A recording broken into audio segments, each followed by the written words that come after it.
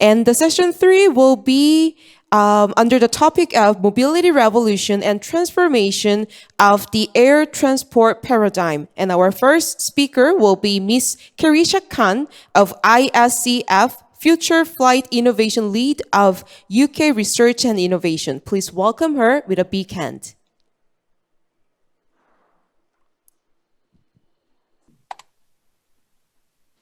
Good afternoon, I'm Kerissa Kang, Innovation Lead for the Future Flight Challenge at UK Research and Innovation. UK Research and Innovation is a public body of the government of the United Kingdom that directs research and innovation funding. It works in partnership with universities, research organizations, businesses, charities, and public bodies to create the best possible environment for research and innovation to flourish. And it supports and helps connect the best researchers and innovators with customers, users, and the public. Future Flight is a £300 million programme in the UK, funded by £125 million from the UK government's Industrial Strategy Challenge Fund, and matched by £175 million from industry. The UK government's Industrial Strategy Challenge Fund invests in world-leading research and highly innovative businesses to address the biggest industrial and societal challenges today, and that includes future air mobility. The Future Flight Challenge aims to revolutionise the way people, goods and services fly, positioning the UK as a world leader in aviation products and markets. The 4-year programme will create and demonstrate the aviation system of the future through the acceleration of electric and autonomous flight and the integration of advanced air mobility solutions. It plays a key role in revolutionising mobility and transforming the air transport paradigm. We know that we are on the cusp of the third revolution in aviation. The first aviation revolution got us airborne with the Wright brothers. The second enabled intercontinental flight with the advent of the jet age. And now the third revolution will open up the skies to new classes of air vehicles with novel technologies and bring greater flexibility, connectivity, and accessibility to air transport. This new generation of aviation will incorporate multiple classes of air vehicles such as drones, advanced air mobility vehicles, which refers to air mobility not just for urban areas, but also for rural and remote areas as well, and small electric, hydrogen, and hybrid propulsion aircraft, all operating in concert with each other in modernized airspace. The Future Flight Challenge is focusing on these multiple classes of air vehicles and developing the aviation system that will enable their safe operation and integration with all other forms of traditional air transport. We are unlocking emerging and disruptive technologies in fields such as artificial intelligence, robotics, autonomy, digital, and energy storage, which are key enablers for this mobility transformation. And we are leveraging further UK government investments in these capabilities. The projected market values for advanced air mobility vary widely, with market forecasts available in the public domain and many assumptions being made to overcome uncertainty for this new, young, emerging nascent market. But overall, we see that the advanced air mobility market is set to soar. Roland Berger estimates that by 2050, the advanced air mobility industry will generate market values of almost $90 billion a year. And confidence in this market is evidenced by strong backing by investors, with investment in startups reaching $907 million in the first half of 2020, which is more than 20 times the level in 2016.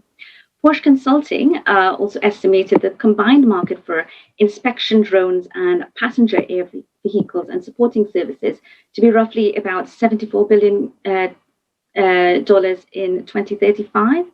And with this estimation, inspection drones will be a $34 billion market, followed by passenger air vehicles with $32 billion. That is $21 billion for intracity and $11 billion for city-to-city services.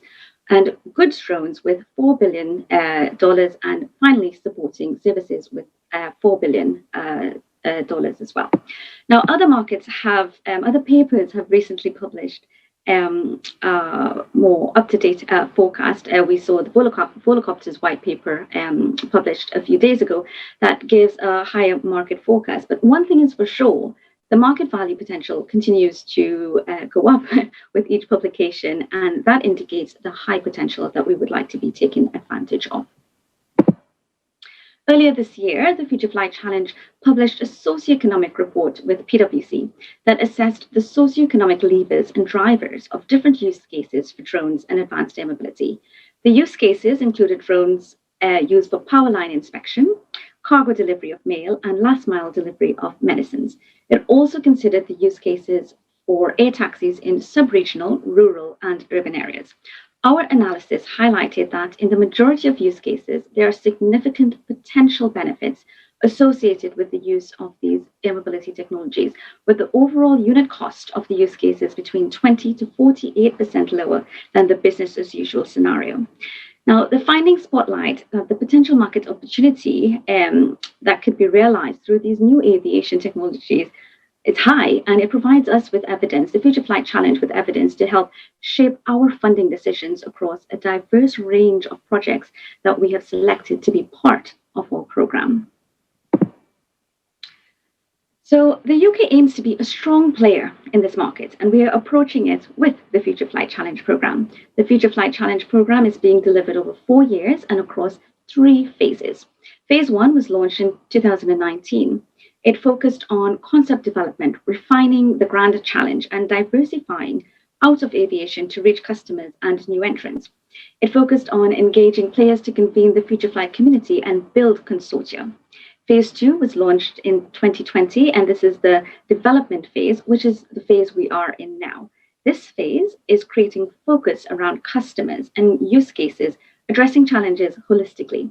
We have awarded funding to 48 projects developing multiple and competing aviation concepts. Next, we will move towards phase 3, which is the demonstration phase, where we will converge on strategic themes that deliver solutions and demonstrate the operation of multiple classes of vehicles in a fully integrated aviation system in live airspace.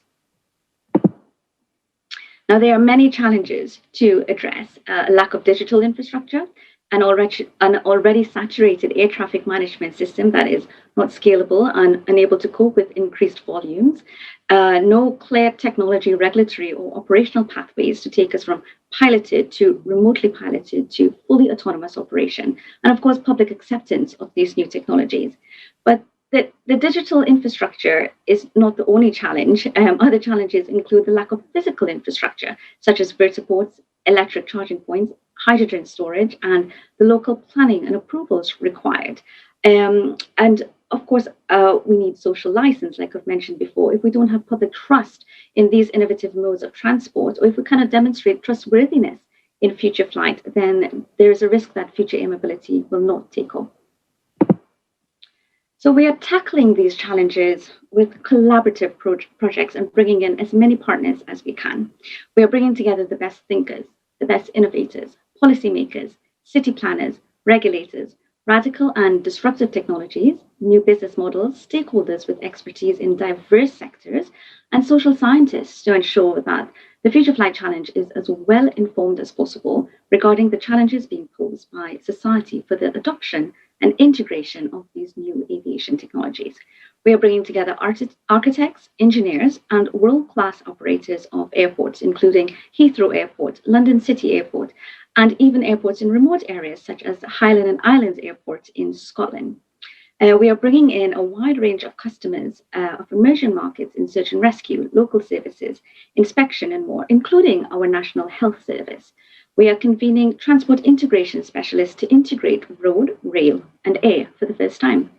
We are bringing in transformational air traffic management services for piloted and autonomous operations.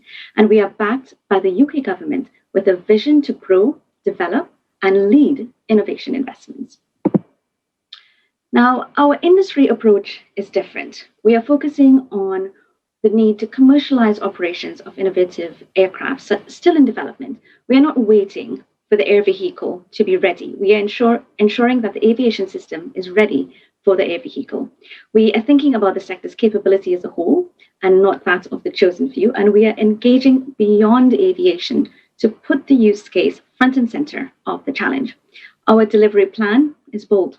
We will improve the speed of connectivity in cities and between regions. We will bring new life to the extensive general aviation network. We will develop world's leading products and services in clean aviation. We will catalyze investment into the UK and enable solutions to better serve our communities and our emergency services in times of crisis. It is imperative that innovation and regulation work together to ensure that regulation keeps pace with advances in these new aviation technologies. So we have joined up with the UK Civil Aviation Authorities with a multi-million-pound contract in place to provide one-to-one guidance and support on regulations and certification to all the winners of our funding competitions. This way, we are making it easier for consortia to access regulatory expertise, guidance, and viewpoints on regulations. We are helping consortia maximize the regulatory readiness for the demonstration of the aviation systems by testing them in safe environments and learning how they address regulatory challenges. We're accelerating the development of new policies and regulations to anticipate regulatory challenges in areas of innovation, and we're defining the requirements for new policies and regulations. We're ensuring that the civil aviation authorities are issuing the approvals required for the demonstrations of these innovative aviation systems to be successful. We have also developed a future flight aviation safety case framework, as developments in future flight are leading to potential fundamental changes in the aviation safety risk landscape. It is necessary for us to understand the potential changes and to respond to them in the design of the future aviation system, including the regulatory environment, safety management processes, and taking into account actions to mitigate, taking into account mitigation actions. Now, we have analyzed and documented the potential developments in future flight that will influence safety and identified activities required to address the safety impacts, especially those that will have a significant impact on the development of the future aviation system. We are also developing a roadmap for future flight that considers drones, advanced air mobility, and regional aircraft. This will help our stakeholders better understand the future flight, future air mobility ecosystem, identify market trends, drivers, enablers, and targets, and map the sequence of principal milestones, technological milestones, regulatory milestones, societal milestones, highlighting priority areas for future flight research and innovation, as well as helping us to identify the key stakeholders for collaboration and alignment across different sectors and different industries. Now, these are just a few examples of how the Future Flight Challenge is continuously providing thought leadership to the projects and the wider Future Flight community. So we have a diverse portfolio of projects that are in progress. We are taking a system of systems approach, addressing the interdependencies between vehicles, the airspace, and the broader infrastructure of aviation, including operators, service providers, and end users. Some of the projects we have funded so far in phase 2 include drones to support the National Health Service and emergency services in the wake of the COVID-19 pandemic, investing in the future of air mobility and technologies that will allow full electric flight in the UK, addressing challenges for the wider aviation system that future air mobility will operate within, including key infrastructure and air traffic management, investigating also the use of hydrogen as a zero-emission fuel source for future aircraft, and understanding the infrastructure requirements of this. Now, all of our projects are collaborative and bring together key cross-sectorial players from businesses, government, research organizations, universities, and public sector bodies working in partnership. Now, this includes world-class companies like Hyundai, BAE Systems, Thales, Rolls-Royce, Vertical Aerospace, GKN, British Telecommunications, and Vodafone. It also includes world-class academics from Oxford University, Cranfield University, the University of Bristol, Bath, Southampton, and Strathclyde, and these are just a few. We are also working with our local councils and authorities. One of the projects we are funding is the pop-up airport project that will create the world's smallest airports that can be deployed, for example, to support disaster emergencies. The project is called Air One and will develop infrastructure to support future electric vertical takeoff and landing aircraft. The project employs sophisticated design, intelligent autonomous systems technology, sustainable renewable energy input, and fabrication processes to create rapidly deployable, small footprint infrastructure with minimal impact on the environment. Now, creating a new business model for an emerging era of personal and logistics air mobility.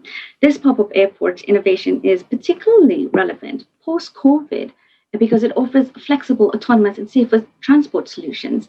And it is intended that this project will demonstrate its vision for future air mobility in 2021. Now, this consortium is made up of Urban Airport, Hyundai Air Mobility, Malloy Aeronautics, Coventry City Council, Coventry Universities, and a small business called 6 Miles Across London. So this is just an example of the type of partnerships, collaborative partnerships that we are convening and bringing together. This project is receiving £1.2 million of funding from the UK government for phase 2. We recognise that the most important approach to future air mobility is collaboration, and we look forward to continue building on these partnerships. Thank you. Thank you very much, Ms. Kang, for sharing your valuable ideas. And next, we have Vice President Jaeyong of UAM Strategy and Execution Group in the Hyundai Motor Group for the next presentation. Please welcome him with a big hand. Good afternoon. As have been introduced, I am Jaeyong of Hyundai Motor Group. First of all, thank you very much for inviting us to this conference. It's a great pleasure to introduce UAM to you. At the annual World Aviation Conference, it is indeed a great pleasure to talk about UAM from the perspective of an automotive OEM. So UAM stands for Urban Air Mobility, and why is it in the limelight? And why is an automotive OEM conducting this project? What is our vision and what are our plans for the future? Well, first of all, why is UAM in the limelight? Because of the new technologies and new business models that make UAM possible. Well, first of all is electrification.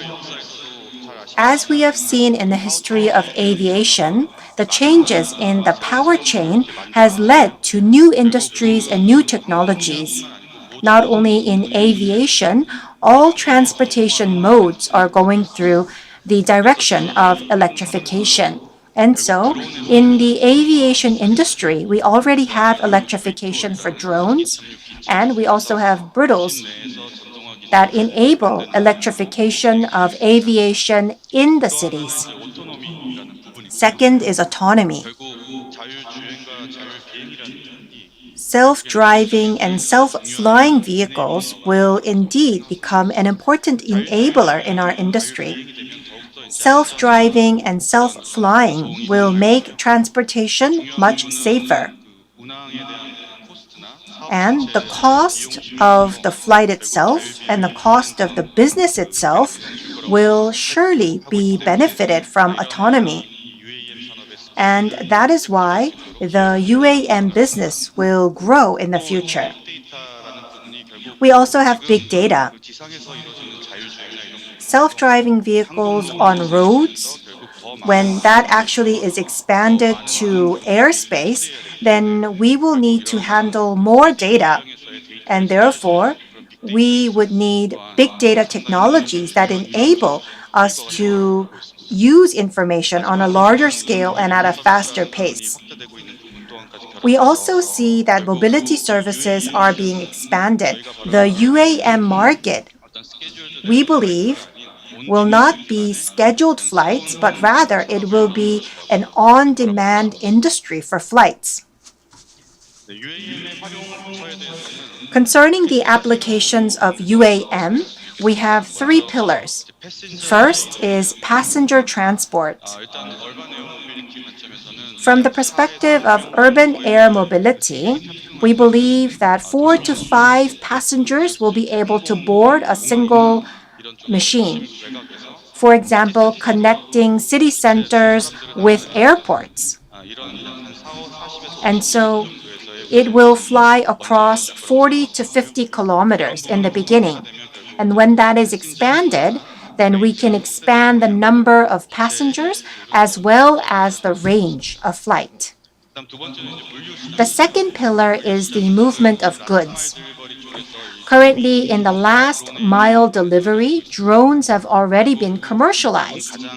And so this is the market that is the most cost sensitive. And so in order to have an appropriate business model, we need to be able to fly further with more goods on board.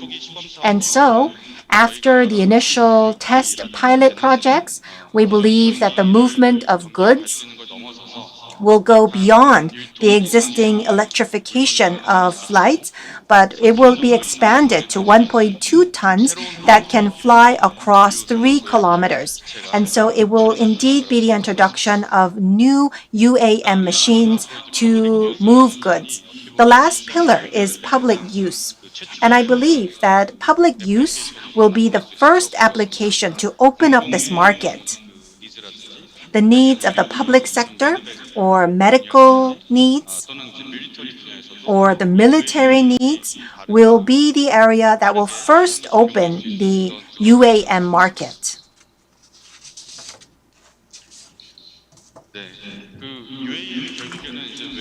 Ultimately, UAM is in the limelight, and we expect that demand for UAM will grow because of the core issues of urban areas. UAM will be one way to solve these core issues. First is the liberation from traffic congestions. We will see a lot of innovations on land, and there will be new mobility vehicles, but we will see an exponential growth in a demand for mobility, and it will be difficult for on-land mobility vehicles to satisfy all of these demands. And so UAM will expand mobility from 2D to 3D. And what is more important is that within megacities, the travel time can be cut in half or a third even. The second issue is pollution. We believe that if we have eco-friendly fuels or eco-friendly hydrogen that is used for UAM, that will contribute to solving the mega issue of pollution in urban areas. Under the premise that UAM will scale up, based on this scale up, we will be able to contribute to finding solutions for these issues of congestion and pollution, and therefore we will become an important means to achieve the next generation of cities. Many people talk about why can't we use helicopters instead of UAM? But as you're well aware, helicopters has the clear issue of noise. And concerning helicopters, there are many regulations in place that are quite stringent related to noise and other factors. Because of these reasons, for public use, it is very difficult to leverage helicopters in terms of cost and regulatory issues. And so, therefore, we believe that UAM will ultimately bring about the democratization of air mobility. And the UAM that we are envisioning is not for luxury high-end use, but rather the democratization of air mobility.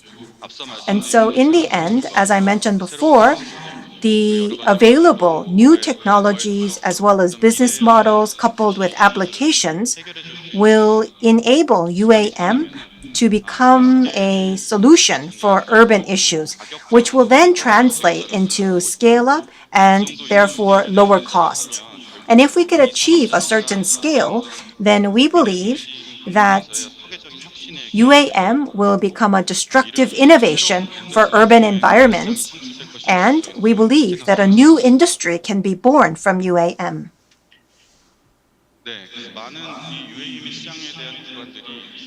There are various forecasts concerning the UAM market. In the previous session, we have already mentioned this. So from an optimistic perspective, some say that by 2040, the market will be 1.5 trillion. And many believe that the inflection point will be in 2035. This is because of the acceptance by many urban areas that we expect, as well as the technology improvements in electrification and big data. And so if we could achieve cost competitiveness with the development of relevant technologies, then these optimistic forecasts can be within reach. Currently, quite a few companies are working on vehicle development to move into the UAM market. Here it says more than 250. That is the end of last year. Currently, there are over 400 companies that are working on vehicle development to dominate the UAM market. You can see that there are many startups in this market. Well, 100 years ago, when airplanes first came into the market, there were many companies competing to design aircrafts, and I think we are going through the same period for UAM. Other than startups, many aircraft manufacturers are also participating in this market. And there are also ICT companies related to mobility that are both directly or indirectly participating. Hyundai, which is an automotive OEM, as you're well aware, is also making efforts to connect our technology with future UAM. There are some leading companies, Joby of the US or Lilium of Europe, are the companies that are quite leading, and they're going through the certification process. And by 2034 to 35, those companies may come up with an early commercial model. We believe that this will be a long journey. As you're well aware, development is important, but after development, we also have the certification process, as well as the creation of an ecosystem that will enable a UAM market. How can we have a 10-year commitment for investment and development? So it will indeed be a marathon. We do hope that Hyundai Motor Group will be able to become an important player in the UAM industry, and we hope to have a voice in this industry. What are some of the capabilities that will enable a company to become a strong UAM player?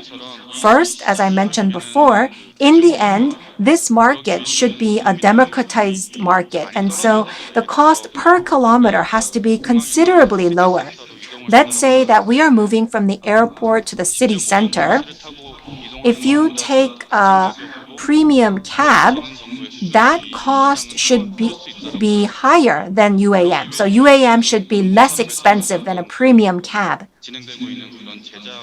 And so we believe that we will need a new set of requirements compared to existing manufacturing processes. We will need to have technologies that can do mass production in units of hundreds of millions of units.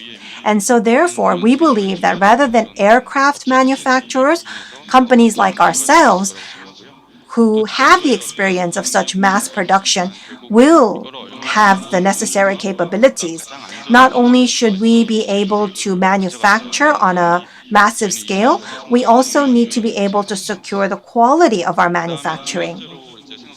Second, we need to take a look at the functions within the overall value chain. Of course, manufacturing the aircraft itself is important, but we also need to take a look at the parts, MRO, infrastructure, and financing. So we need to connect the whole value chain all the way to the financing of these units. So what are the companies that can join in on this network? That will also be very important. The third capability is related to technology.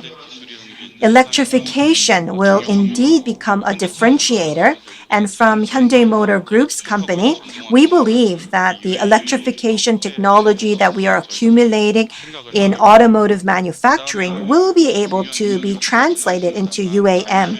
Another important technology is self-driving. And so self-driving technologies will be indeed important to have a competitive edge in terms of technology. We also need to take a look at fuel cells. We believe that fuel cells will create an important innovation. Electrification is needed, but given the current battery technologies, we would be able to use UAM in a limited environment, but if we are to have full commercialization, there are still many hurdles related to batteries. And so, if we have bigger machines or if we have longer flights, then the batteries that we have currently are quite limited. And so, we believe that in the end, fuel cells will become an important powertrain for UAMs. And so that is why we are building our capabilities related to fuel cells. The fourth capability that we believe is important is the integration of the solution itself. So, when you are moving from the airport to the city center, throughout the journey and the last mobility connecting air to land is all important part of the network. So how would we provide a seamless experience from ground to air and back to ground? And we believe that that will be an important competitive edge for UAM. As we have mentioned before, based on the capabilities that we have accumulated, Hyundai has started our UAM department. First, Hyundai and the UN has talent both in Korea and in the US, and so therefore we are making efforts to overcome challenges related to technology and certification. We have four pillars and four cornerstones that represent our philosophy. We believe that Hyundai has a positive advantage related to quality and safety, which will be strengthened in UAM as well. And furthermore, related to our customers, we will have UAM for the mass. And we will continue to provide mobility for customers and people. That is why we started the UAM research. Let me provide you with an insight into our strategies. We have three different areas that we can emphasize. Well, first, we need to have a UAM portfolio. These are the words that we always use. Urban air mobility means that we will be traveling 40 to 50 kilometers within the urban areas. This will be on demand. Air cargo will be for longer distances that can carry a heavier load.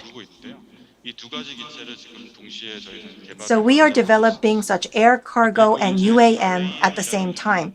We also have regional air mobility or RAM. Of course, this will take longer, but we hope to extend UAM to outside the city center to connect adjacent cities, and we believe that the UAM market will open for such a market as well.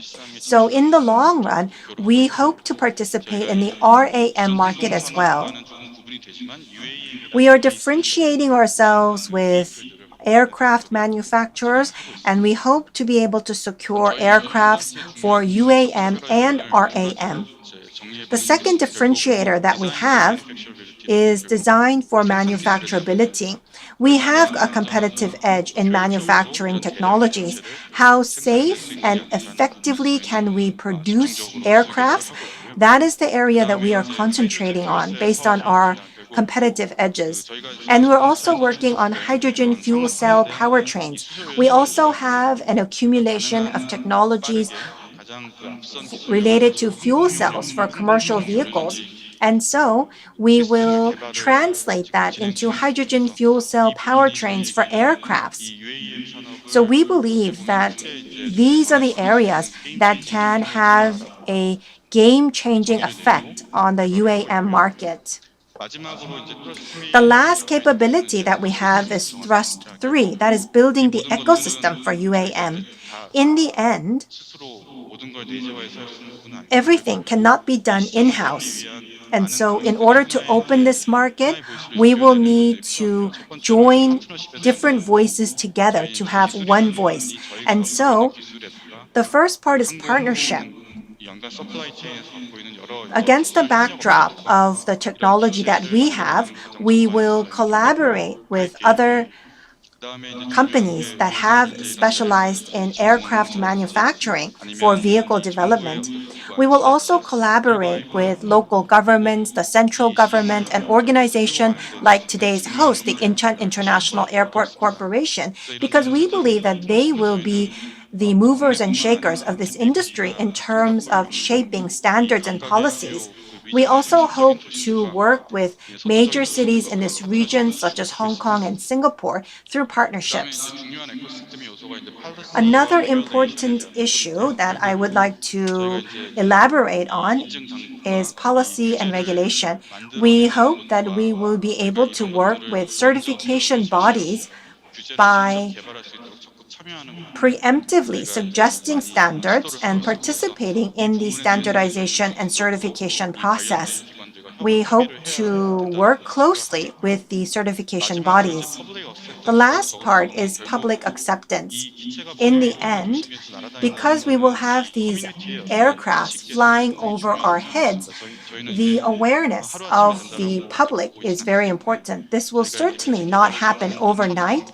And so from the very beginning stages of developing our aircrafts, we will work with the public, we will win their trust, and if there are any anxieties and risks involved, we will work hard to make sure that we settle those anxieties by creating a community. So thus far, I have shared with you the overall UAM market viewed by Hyundai, as well as our vision and directions for the future. In the end, UAM is an important part of the future mobility market. And it will impact changes of future cities, and therefore it will translate into changes in the lives of all of us living in cities of the future. Currently, we have mobility mainly based on the ground, such as roads and parking spaces and fueling stations, but this will all change due to UAM. We hope that the facilities that are currently used for land transportation can in the future be transformed into spaces that will create better standards of living, such as cultural areas. That brings me to the end of my presentation. Thank you very much. 네, 고맙습니다. Thank you very much, 실장님께 발표 Mr. 전해주심에 감사의 말씀 드립니다. presentation. We will continue to have next presentation. Director Chang Kang of Advanced Aviation Research Division in the Korea Institute of Aviation Safety Technology will give us the next presentation. Please welcome him with a big round of applause. 이건가요? 넘어가는 게? 반갑습니다. Good afternoon, ladies and gentlemen. I am the first speaker speaking on the venue. I may be the second one. Let me introduce myself. I am Chang Bong, Director of Future Aviation Research Division at the Korea Institute of Aviation Safety Technology. I'm involved in research on UAM and various other future mobility solutions. What I'm going to discuss in my presentation, as was requested by the organizers, was about policies. What kinds of policies have been designed for advanced aerial mobility and what challenges there are. The first presenter was Dr. Kang, and she's involved in the Future Flight Challenge. So you can make a comparison between what the UK is doing compared to what Korea is doing. As was mentioned previously, when you think about drones, PAV, UAM, and AAM, there have been various kinds of initiatives and efforts driven by the government. And we are promoting this particular industry in the short term, medium term, and in the long term. What I'm going to focus on in my presentation is mainly about the legal and regulatory frameworks as well as policies that are designed to support this new industry and how the government has been preparing for policies and what achievements have been made. This is the pan-government initiative. There have been many different initiatives, and the pace of the government is very fast. You can see the drones, UAM, and AAM roadmaps have been developed.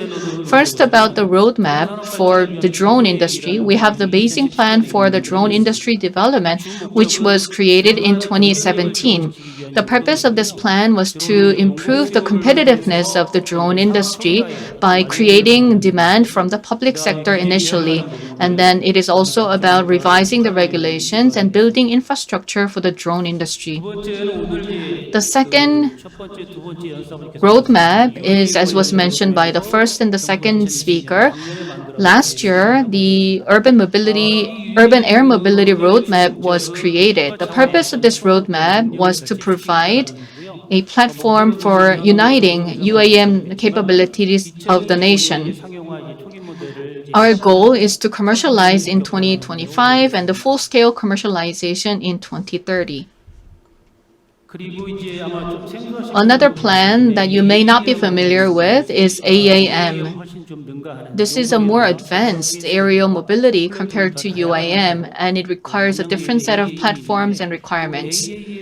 So regarding the AAM, we have the new plan that was announced in March this year. This is included in the plan for aviation industry development. This is a 10-year roadmap for the aviation industry, where it has many different contents, including development of the core parts, preparation for standardization, and developing core technology.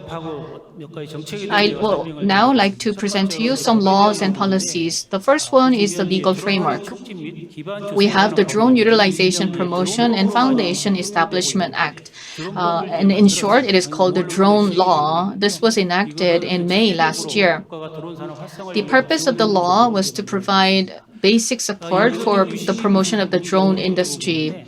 And what you can see here is the object of the law, which is the aerial vehicles that are capable of flying without a pilot on board.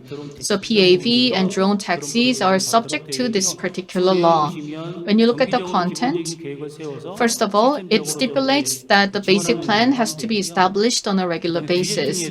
And there are contents about startup promotion and the regulation development. The next item is a preemptive regulatory innovation starting from October 2019. This means that we have been preemptive in predicting the future trends. We need to imagine future aerial mobility, and by making this prediction, we can identify regulatory demand or regulatory needs, and then we are preemptively addressing these regulatory concerns. So we have 30 institutions that were involved in this process, and we came up with 35 cases. And one of them, as for example, is using UAM and drone taxi. Currently, there is no human boarding and transportation business regulation in place. And the initial commercialization is targeted to be 2025. And before that, we need to prepare relevant regulations to allow human boarding. Another example is this. In some airports and nuclear power plants, it is illegal to utilize radio wave to block or disturb airport operation. So there was an improvement of the law to provide safety devices and related provisions to disallow any illegal drone operation. Now I'm going to touch upon some of the programs. The Future Flight Challenge in the UK is planning to have demonstration around 2025. We began to prepare for this demonstration city in 2019. This means that in the next 5 to 10 years, we will have this type of future city. And the purpose of the demonstration city is to apply different solutions and ideas in order to expand the public acceptance. And if such cities are appointed or chosen, they will get the benefits. And this year, we are planning to designate 7 cities. And we have the drone special liberalization zone. This zone is a space where we can develop use cases. And when they get the approval, they can get some exemption from the restrictions related to air space use. And this year, we're planning to designate 15 cities and local governments to establish the drone special liberalization zones. And UAM drone taxi verification will be done in 3 cities. The next program is the Drone Regulation Sandbox program. It is to promote the development of new business models. Just like the Demonstration City program, the benefits include suspension of application of relevant laws. And last year, there were 13 businesses that were designated, and the results were quite good. As you can see in these pictures, the first one was a drone show in Yeouido to overcome the pandemic. This was a very interesting case. And the second case is where the Korean team won the grand prize in the global competition. And the third one was using drones to inspect wind turbines. So by utilizing the regulation sandbox, these drone business cases were demonstrated. Next is about infrastructure. It takes a lot of time and budget to build up infrastructure. So we've been preparing for infrastructure for some time because it takes intensive investment and time. And we began in 2018 to prepare for such infrastructure. The first case is the flight test facility for drones, and we have 5 such sites in Korea. These facilities are used to develop commercial drone technology, and we also have this airspace and test facility and the operation system. Now, I'm going to explain to you policy achievements.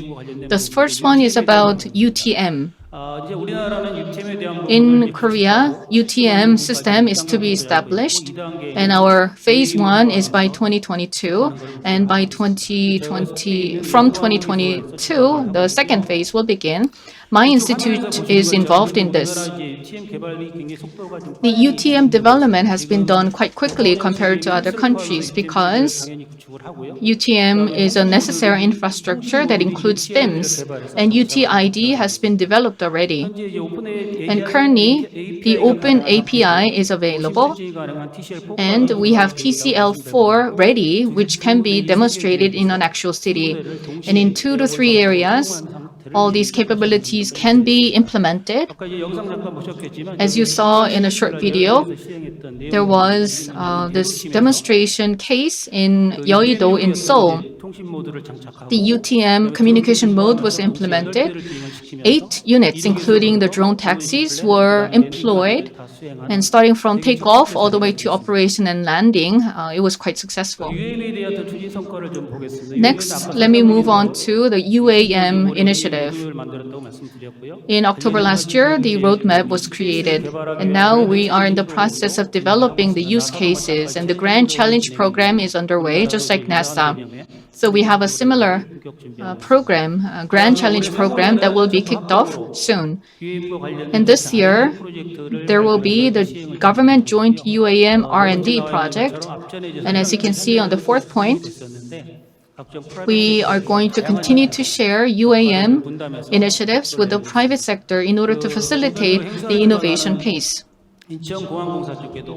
And we have the Incheon International Airport Corporation that's involved in developing the vertiport and other infrastructure. And finally is about AAM. This is a more advanced version of UAM where rural areas can be covered. So here, the key is to create an ecosystem. In March this year, this new law includes elements about this. 그다음에 이제 에코시스템에 대한 부분에 대해서 And regarding the ecosystem development, research is now underway in full swing. 다음은 이제 Next, 주요 이슈입니다. I'd like 이슈에 to 한번 discuss some current issues and challenges and how we want to address them. There are three parts to this section. 그 현대차에서도 설명. First of all, as was mentioned by Mr. Song from Hyundai Motors, it is crucial to gain public acceptance. And at the same time, we need to have a big picture of how we can integrate with existing mobility infrastructure. As for public acceptance, we still have a low level of acceptance. 요소로 간주하는 경향성. And some even consider that UAM could cause risks and challenges. As you can see in this box, 적으로 좀 이제 we want to approach the UAM in a phased manner, starting from cargo to passenger, from public businesses to the private businesses. 축적이 되는 것들을 보면 As we accumulate more experience and know-how, we will be able to expand the use cases and gain more public acceptance. And we can start operation in new cities and smart cities, and we can also offer experiential tour programs so that people can experience such services. 공진에 대한 부분은 And with respect to coexistence solutions with existing mobility, we need to first take a look at the infrastructure aspect. 서울과 같은 대도 As you may know, in larger cities like Seoul and also in many mega cities in the world, when city spaces are designed, they were not designed to have airspaces to be utilized. Therefore, 공간 구조가 안 돼 있고 we don't have the supportive infrastructure that can support air mobility, then we would have to utilize how we can utilize the existing infrastructure. There may be concerns, there may be some conflicts, so we need to be able to build a consensus. And also, we need to think about how to have our new air mobility system coexist with the existing transportation platform. We can try connecting with the infrastructure in the new city, and we can also build better accessibility and connectivity with ground transportation and subway as well. 안전에 대한 부분입니다. Moving on to the second area is about safety. 기관이 지금 이제 인증을 담당하는 My institute is involved in the certification program. This is covering the entire process from the design all the way to the implementation, so that there can be new technologies developed seamlessly. And the certification program is something that we are working on. 운영이기 때문에 운영 And because it is also about urban management, we need to 중요한 교통 have an agreement on the operational system. And finally, we also need to be able to manage the overall traffic. 지금 고도 150m 이하의 체계의 드론을 이제 타겟 Currently, this UTM is targeting drones that have low altitude. 부분에 대한 것들을 커버할 수 있는 So we need to have the UTM expansion to cover higher altitudes of 300 to 600 meters, and it can also be expanded to higher altitude, including the space. So this is something that we need to consider. And in to do so, we need to find a way for harmonization with other countries.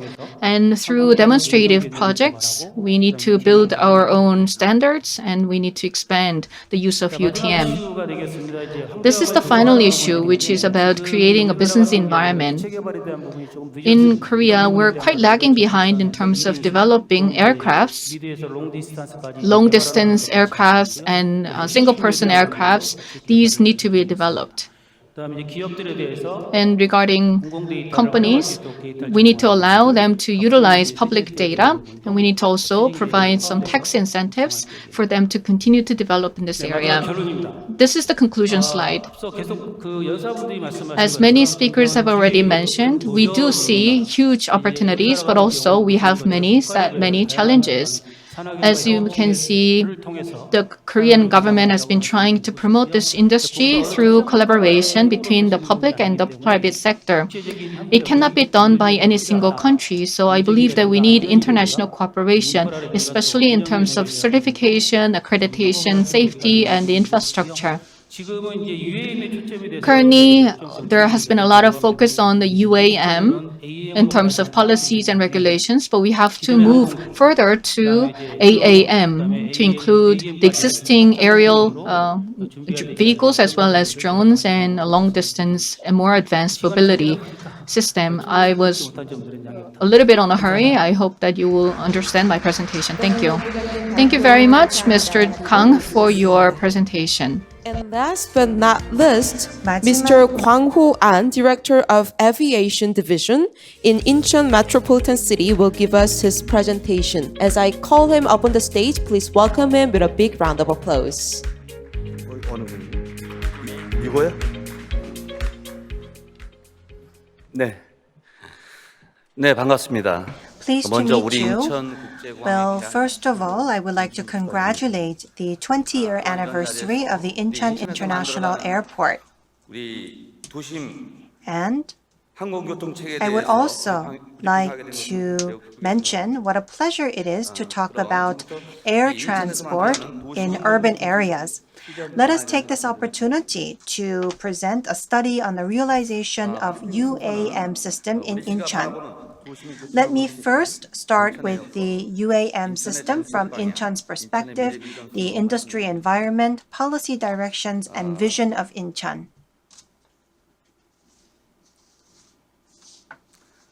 먼저 도심 Well, first of all, if we take a look at the UAM system, it is an air system connecting urban or near-field areas. We will be using a variety of aircrafts that match the conditions of low noise, vertical takeoff and landing for urban flight with low altitude airspace of city center. We will need terminals in the city, connection with public transportation, as well as various services needed to connect with the platform. UAM은 대도심권 인구 집중과 UAM is a new means of transportation that are needed as solutions 새로운 교통수단이 for challenges due to population concentration and traffic congestions. And so that is why we will need a 3D transportation system. By utilizing UAM, we will be able to connect the 45 kilometers from city center to the airport in just 11 minutes. The UAM system will be a convergence of aviation and automobile. It will be flying cars capable for both road and air travel. And by 2040, we believe that the market will grow to a 730 trillion won market. The UAM system will create various convergence of new industries. We will have systems related to maintenance, repair, and overhaul, as well as operation, control, manufacturing, as well as service and insurance. The UAM system will create a new paradigm for urban planning. Vertiports in the center of the city will create changes and impact expected urban planning and agricultural planning. We will have verti-hubs and vertiports and vertipads that will be different from the existing airports. Next, let's take a look at the ecosystem in Incheon. In the Republic of Korea, ever since the Korean War in 1950, we have been able to create the 10th largest economy in the world in just 70 years. At the center of that was Incheon. The Korean peninsula looks like a tiger, and at the very center of that tiger is Incheon. And so, because of this region, Incheon has always been the gateway to international exchanges. And new civilizations and new exchanges always blossomed from Incheon. Incheon is also a city of diversity. We have an ecosystem of various cultures. We have people of various cultures and nationalities coming to live in Incheon. In 1958, Korea's first experiment of aerospace happened in Incheon, and the Namdong-Bupyeong industrial complex led the modern industrialization of Korea. Incheon is a prepared city, prepared to lead the future. We have the Incheon Port and the Incheon International Airport. We are the center of Northeast Asia's exchange. We have a metropolitan with 25 million people. We have Korea's first free economic zone. We also have been able to invite the National Drone Flight Test Site to our city. Let's take a look at some policy directions for Incheon. In Incheon, we are working on creating a multi-platform for UAM in different stages. By the end of this year, we will have a UAM vertical digital twin system in place. By 2023, we will have a UAM process demonstration. And by 2025, we will have a UAM big data platform implementation and testing to conduct testing on site. We will create a sandbox area in Incheon for relevant companies to conduct testing. If you wish to play in the sandbox, you are welcome to join us. In 2021, these are the business plans for Incheon. We will conduct an analysis and design of UAM line based on urban information in Incheon. We will have a 3D infrastructure system based on spatial information of Incheon. We will conduct the development of UAM simulation, UAM digital twin platform design and scenario, as well as the implementation of the UAM digital twin integration system and workstation. Related to UAM support businesses, we will work with leading accelerators in aerospace industry, Starburst, for collaboration in finding new companies for the global market.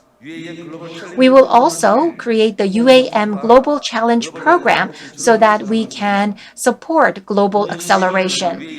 In November of 2021, we hope to host the UAM Global Conference. We look forward to your participation. In Incheon, we wish to create an innovative city for future mobility. That is why we plan to become a city for innovation in this field. We hope to connect the Incheon International Airport with Cheongna and the Gimpo International Airport, and we wish to create a DNA Inno Valley in the area of Incheon. With a UAM Verti Hub, we will connect ourselves with a smart transport network and create a smart city. Next, let's take a look at the vision of Incheon. In order to become a UAM city in the Yeongjong area, we will support the growth of UAM industry. We will also conduct the iMod bus and UAM lane as a UAM specialized city. In the area of Songdo, we will have a DNA Inno Valley and the UAM flight test site. And we will also have a UAM specialized city in Cheongna with the testbed for drones. Along with UAM, you can see that this Verti Hub will enable the city of Incheon to become the innovation center for UAM. Thank you very much. Thank you very much for your presentation. Please take your for your seat. presentation, Director An. And we had 4 meaningful and helpful presentations delivered by 4 special speakers. All the presentations were both informative and at the same time insightful. Once again, thank you very much for sharing your valuable ideas. And from now on, we would like to move on to the Q&A session with our 4 special speakers of session 3. So, may I ask Director Chang Kang and Director Kwangho An to come up to the stage for the Q&A session once again? Please welcome them with a big round of applause once again. And we have selected questions from online participants before and during the presentation. So please allow me to ask these questions to our 4 honorable speakers. Okay, so the first question goes to Miss Kerissa Khan. It is from one of our audience, Jungme Choi. In relation to the UK's future aviation programs, please introduce any examples of aviation innovations that have already been implemented and are showing tangible effects or are affected to be introduced in the short term, such as within 2021. Okay, thank you. So we are currently in the development phase of our program. So demonstration will occur in the third phase of our program, that is between 2022 and 2024. And implementation and scaling up will occur thereafter. Now, the projects that are participating in phase two will join other projects to form super consortia as we move towards this demonstration phase. So these projects have not been selected yet for phase three. We will launch phase three later this year in 2021, after which we'll select those projects and move on to the demonstration phase. However, we are taking a system of systems approach, and the projects we have selected for phase two will be conducting trials in 2021.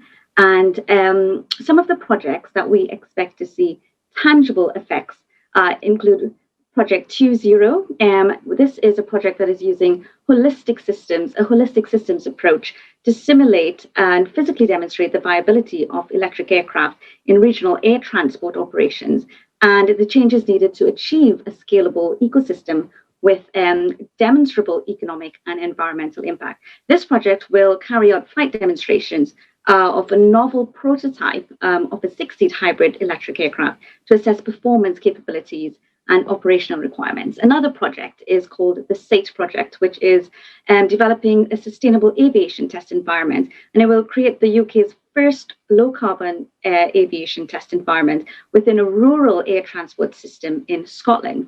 It aims to place the UK at the forefront of the adoption of next-generation green flight and green aviation, and spearheading aviation's response to climate change. This project will have real-world demonstrations. It expects to have real-world demonstrations participating in phase three. And the developments in this will include developing the energy and physical infrastructure, so the airfields, the safety, green energy supply opportunities, the digital infrastructure, so data management, digital connectivity, operational infrastructure like the air traffic management, hardware, supply chain and logistics, looking at the user integration and airport operations and certification for these electric, hydrogen and autonomous aircraft, as well as looking at the policies that will be required for this. Another project will develop an operational environment in a representative urban region. So this project is creating an instrumented demonstration environment within controlled airspace of international airports. And this will assess the demand for UAM services in the southwest of England by developing use cases and business cases covering passenger scenarios. It will evaluate the integration and the impact on the wider transport system and the benefits to cities and residents. It will create public engagement. We've highlighted many times in this conference the importance of social license to operate. So it will create public engagement and market interest and undertake social research as well into public perceptions and attitudes towards eVTOL aircraft, and consider any concerns and ensure that the public sees the benefits of this technology. We have identified that that is key to bringing the public along to gain public acceptance of future air mobility. And this will also establish an automated UAM ATM traffic management system to accommodate high volumes of users in a tightly controlled airspace and establish robust safety cases to meet evolving certification standards to future-proof flight operations. And this will be conducting a series of live flying trials of advanced drone or UAV operations in the southwest of England to demonstrate UAM readiness and to shape the regulatory aspects as well to prepare eVTOL UAM flights for phase 3 of our program. So we have 48 projects. I don't have time to go through all of them, and we have selected them because they show potential for tangible effects. And these are just some of them. Miss Kang for sharing the ongoing project. Thank you. 그리고 두 번째 질문은 The second question goes to Mr. Song Jaeyong and Mr. An Kwangho together. Maybe we can go to Mr. Song first and then Mr. An. Currently, I understand that Hyundai Motor Company is participating in UAM Team Korea with government agencies and several partners, including the Incheon International Airport Corporation. What would be the role of the Incheon International Corporation other than having the port for UAM? 질문 감사합니다. Thank you very much for the question. Well, creating an ecosystem based on vertiports is quite extensive, and I believe that it is very important. The vertiport itself could have various types of vertiports, and so we could have large-scale vertiports that could serve as a hub, or we could have smaller-scaled vertiports that can act as stops. And if we take a look at the aircrafts landing on vertiports, there could be vertiports that are used for vertical landing, or depending on the market, we could have a completely new powertrain-based aircraft or a completely new type of aircraft that we cannot imagine now. So what we are doing is to design vertiports and preparing systems for vertiports, and I believe that that in itself is quite important. How are we going to create a network is related to partnerships with companies like ourselves.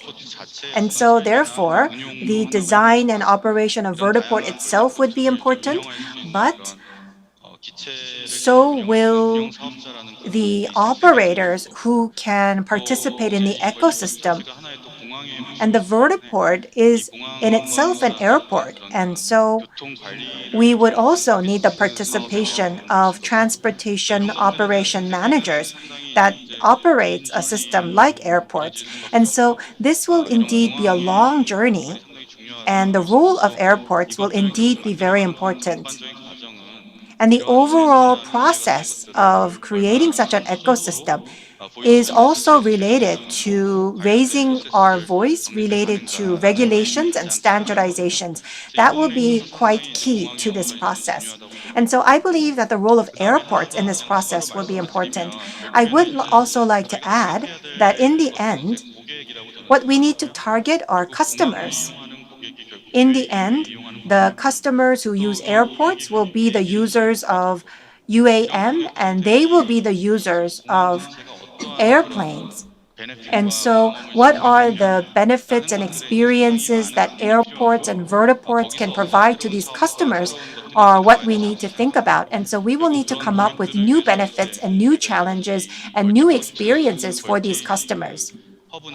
And so for these customers, we will need to not only think about the efficiency of the operation itself, but we also need to think about presenting new experiences to these customers. And we also need to have a digital-friendly environment. And so from a corporate perspective, we believe that we would like to be provided with support in 답변 creating this 감사합니다. ecosystem. 같은 Thank you 질문 for your 인천시 answer. 안광호 We will now like to go to 항공과장님께도 답변을 Director An 요청드리겠습니다. Kwangho of the Incheon Metropolitan City for the same question. UAM 체계는 기본적으로 Well, the UAM system 체계다 보니까 is a urban mobility system, and so it will need to be connected with an airport like Incheon International Airport. So whether it be vertiports or vertipads, we will need to consider them from the designing phase of cities. And so from that perspective, airports 필수 불가결한 are 이런 역할을 하게 an 될 essential 것이라고 part of the 생각하고요. ecosystem. 그리고 지금 우리 그 UAM 같은 경우 In the case of UAM, in the case of future aircrafts, 굉장히 좀 익숙하지만은 experts are becoming very familiar with these concepts, but for the mass public, the awareness and acceptance is not that high at the moment. And so we need to move in a direction to enable acceptance by the public. For example, maybe we can approach this from the side of leisure sports. For example, we could use a system like automotive races. And so maybe we can use drones for racing. And so we will need to approach this from the leisure sports side in order to raise awareness and to raise the acceptance by the public. In the case of vertiports, we will need to consider vertiports from the planning stage for urban areas. Thank you very much. Thank you for your answer. The next question is directed to Mr. Kang. There are several efforts made by the Ministry of Land, Infrastructure and Transport. As for UAM, what kind of control system will be applied? Because there may be some flights that are at the low altitudes that are not subject to the control tower's guidance. Then are there going to be any safety issues or separation between the low altitude vehicles and the aircrafts? I mentioned that very briefly in my presentation. There are many different transport systems that are under development. We have already some intelligent management system, but your question is related to low altitude air vehicles, including drones. UTM is going to be able to cover this type of traffic, and UATM is another terminology. UAM vehicles fly between 300 and 600 meters at altitude, and then we have ATM. All of them will have to be integrated in the same traffic management system, so these will be applied in the same manner. So it will initially be UTM, and then they may be subject to the control when they reach higher altitude. And by utilizing UTM, certain destinations such as Yeouido or Kwangho can be connected from the Incheon International Airport to provide consistent support. There is a demonstration project underway, and when that's successful, then UATM can be applied to carry passengers. So there will be a phased expansion of the traffic management system that can cover all kinds of vehicles. Thank you. The last question will go to Mr. Song once again. So in electrified vehicles to be on the market, the weight of the battery will be the most important. Do you have technologies to reduce the weight of batteries? Also, I'm wondering if there's a specific plan for the development of electric power for larger aircrafts. That is your question to Mr. Song. 네, 질문 감사합니다. Thank you for that question. 일단 질문해 주셨던 것처럼 이제 As we have heard, the weight of batteries is an important and difficult technology. Will we be able to overcome the limitations of that weight? That will be the biggest hurdle that we will need to overcome. We also need to take a look at the power per unit of weight. And how far can the aircraft fly on 1 unit of battery weight? That will be important. If we take a look at the current technology trends, when we actually have an operation of UAM, the current technologies are quite limited. So, in order for us to fly the UAM for a certain distance, one flight may be possible, but to have repetitive flights, we will need the next generation battery technologies. In order to secure such next generation technologies, companies like Hyundai are making efforts. How are we going to have more concentrated batteries? How are we going to have new new materials such as lithium metal rather than lithium iron? 전고체 배터리가 And 결국 나오면 how are we going to use solid batteries? So I believe that in the late 2020s, we will be able to utilize these next generation technologies. 이런 저희가 사실 When we market these technologies, we believe that we will be able to have the active utilization of UAMs. But when we go to larger aircrafts, then we will have to have a long-term plan. In the end, the technology of batteries is important. At the same time, we need to have a market that can offset the cost for such batteries. So in the 2020s, we believe that we will have a battery-based market, but many companies are also working on hybrid powertrains, which will combine electrification with IC or internal combustion engines, and this is already being researched in the market.